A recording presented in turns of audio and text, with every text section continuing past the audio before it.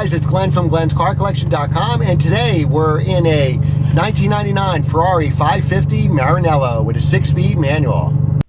This is a 1999 Ferrari 550 Maranello.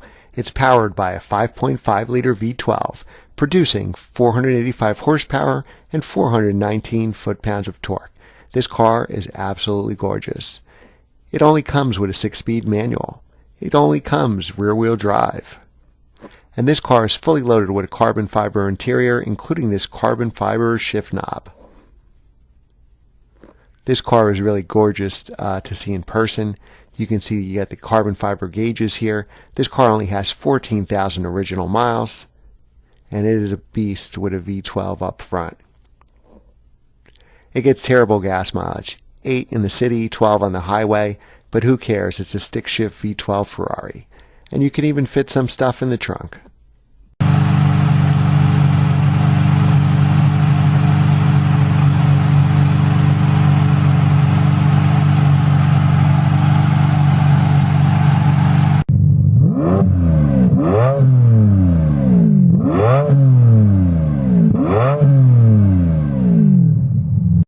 And this video was brought to you by Broadway Supercars for all your exotic car rental and repair needs.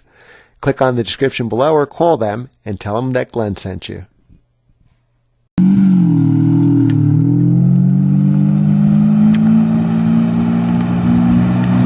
We're driving a Ferrari 550 Maranello with a gated shifter. So this is a V12 engine, 6-speed manual. We'll turn the air on because it's getting hot. And this car is more than just a luxury GT. This car really has some power.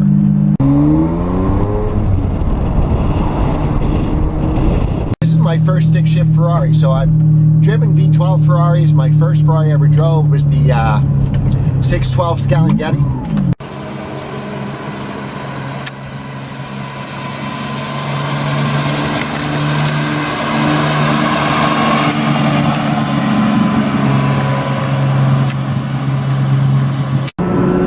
So this V12, you got a ton of torque, rear drive, stick shift, my favorite combination. And is this a sunroof, Joe? It is not. Oh, okay, no. Good. No sunroof. You know how I hate sunroofs.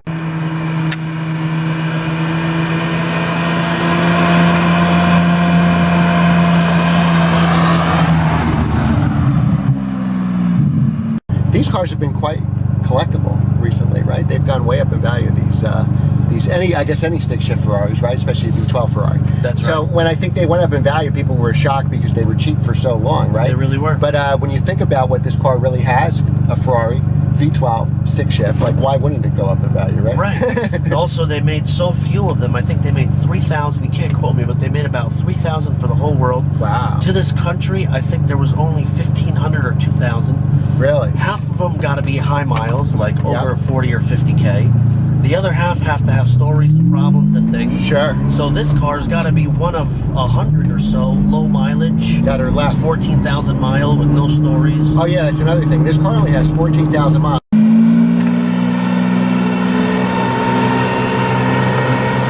Well, I'm getting used to the clutch now. I see it's not really, it's not hard at all. You just got to know, you got to be disciplined. That's exactly right. Yeah. This car is a lot quicker than I thought. John was driving.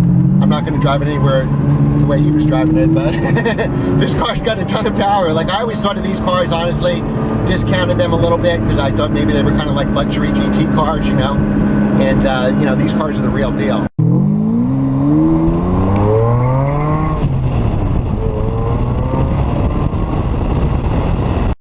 There you go. Yeah, wow, look at that. Like a champ, right? Yes, only took half a mile. Total pro. So if you want me to drive your stick shift Ferrari, let me know. You learned on mine already. Now, oops, the Lamborghini, you know, I'm still learning this car. I'm sure I'm going to get used to it, but I think the Murcielago is a little easier, right?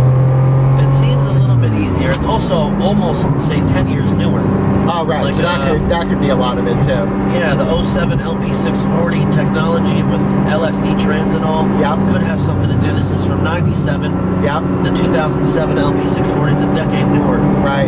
So it could be a little easier to shift and drive, but this is still super easy compared to most gated manual cars from Ferrari and Lamborghini. Oh yeah. Yeah, this is still super easy. The old Ferraris that are gated manual, they're definitely a lot tougher to drive. Gotcha. Try to drive also an LM002. That's a complete bear. Yes, you did. Which we will be driving. Yeah, that's in gonna a be future great. episode. Oh, is it? And those are stick shifts? They're stick. Oh, I never drove one. 5-speed. Oh, 5-speed. Wow. And first goes to left and down. Wow. First is, oh, okay, the dog leg? That's right. Wow. It sounds great with the 2B. I don't know how much you're going to hear. We have the air conditioning on, so I don't know how much. We could probably lower the air conditioning a little bit. It's not even that loud with the 2B, but what makes it really sound perfect that I do not have is a crossover X pipe underneath. And there's a company in Long Island called Braden. They also service and repair Ferraris and all kinds of awesome stuff like we do. And they make their own X pipe, and it's literally like super cheap. I think last time I checked, it was like $700 or $800. Oh wow! Which is refreshing. Yeah, that's like free for Ferrari, right? Right, which is refreshing for an exhaust company to not charge you like a tax because you own a Porsche or a Ferrari on metal. Like the metal to make that for them maybe cost $50. Wow. $100. And 2 hours of welding and it's done. Wow. So like they're actually charging a correct price for an exhaust company, which is refreshing. Cool. There's other companies that make it, it's like $4 grand. Oh really? Like you gotta be kidding. So these guys just came out and well, what do 2B mufflers usually go for? 2Bs are expensive. Yeah. I didn't put them on. They were there.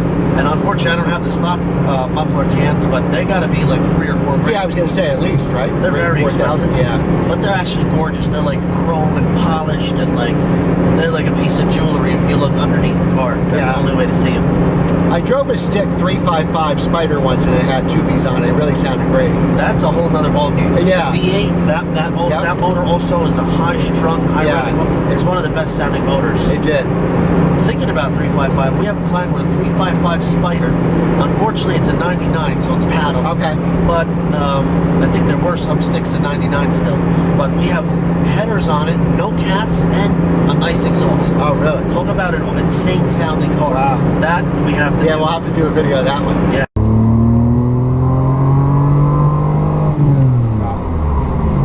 I like listening to the motor. Yeah, so the motor's humming. Now we're going 70 miles an hour and it's 2,500 RPM at 6 gear. So this V12 just has torque all over the place. I can feel it. If it had enough power, we could probably go 215, but it doesn't have enough power. Now this car, you have some rare options in this car, right? Yes. It's carbon fiber everywhere and these carbon fiber buckets we're sitting in. Yeah, we got these carbon fiber bucket race seats. And to talk about these seats first, Glenn, they're like insanely wide. I've sat in Carrera GTs, and the buckets literally dig into my shoulder blades. Oh, okay. I also have a wide. I have an abnormally wide back. I used to be really strong, well, not anymore though.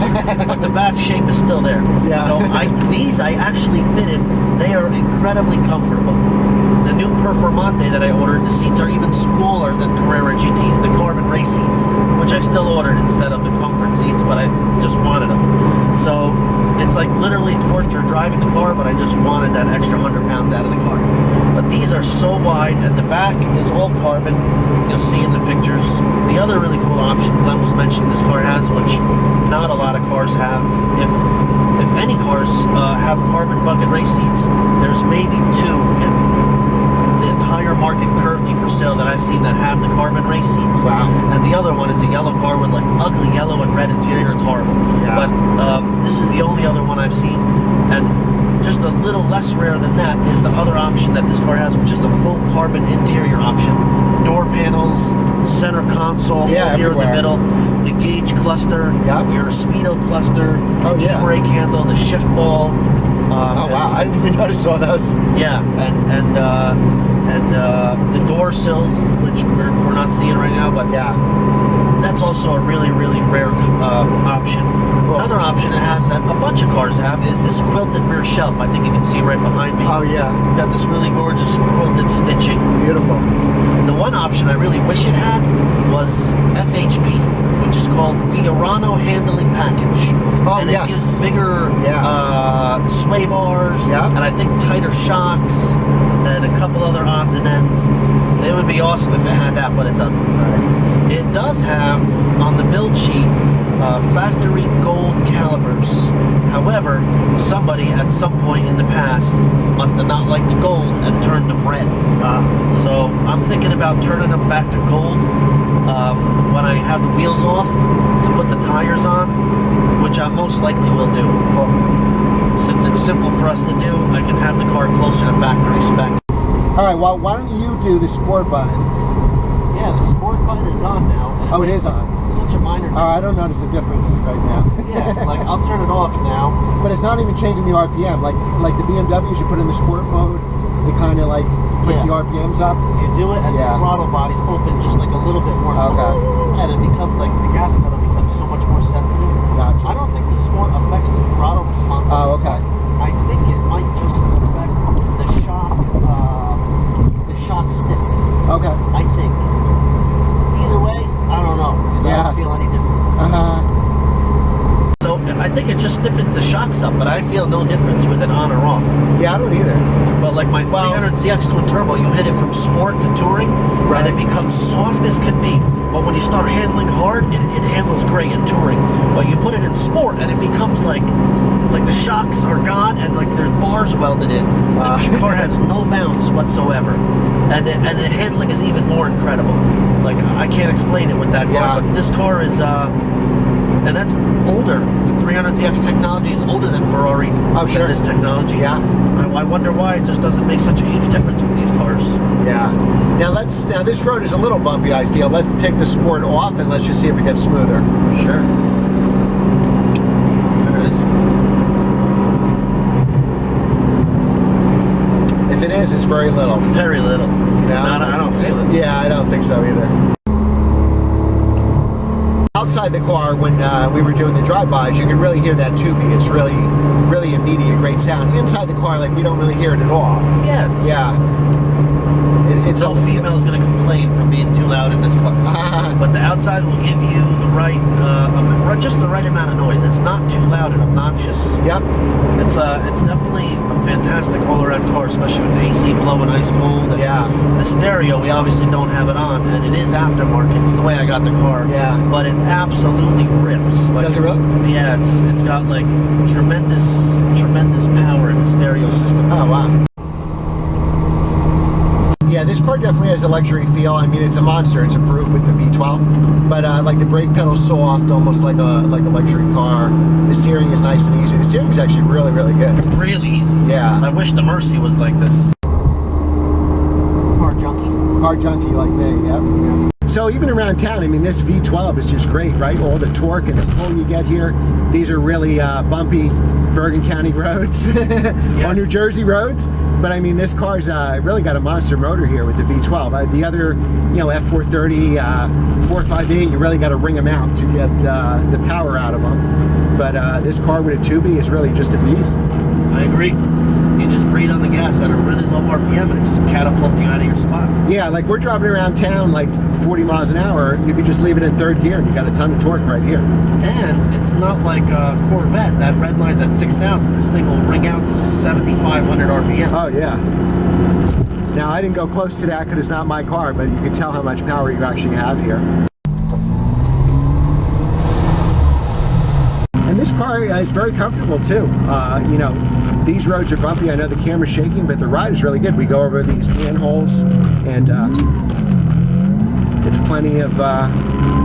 It's a comfortable ride. This can certainly be a luxury car. I guess it really is a GT car, right? But yep, definitely a GT car.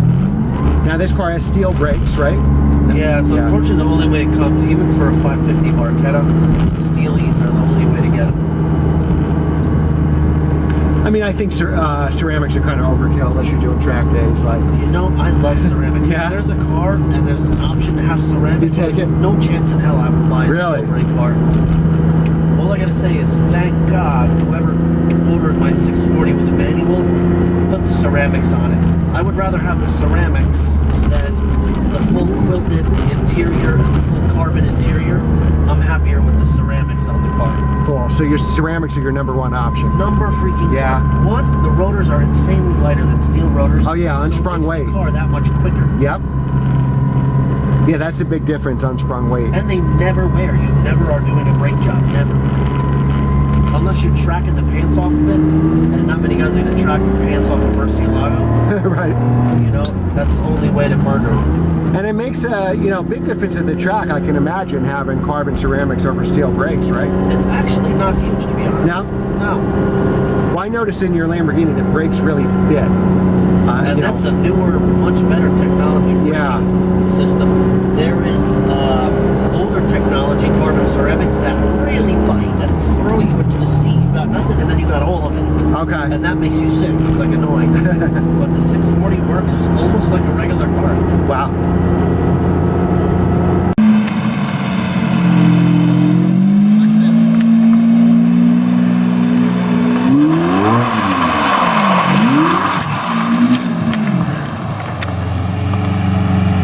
Alright guys, this is the end of our video. We're going to try to beat the thunderstorms back. Special thanks to John and Broadway Supercars for letting me driving their awesome 550 Maranello V12 6-speed manual. Be sure to hit that subscribe button. Be sure to like this video. Share this video with your friends so our channels can grow. And we'll see you next time. Thanks for watching.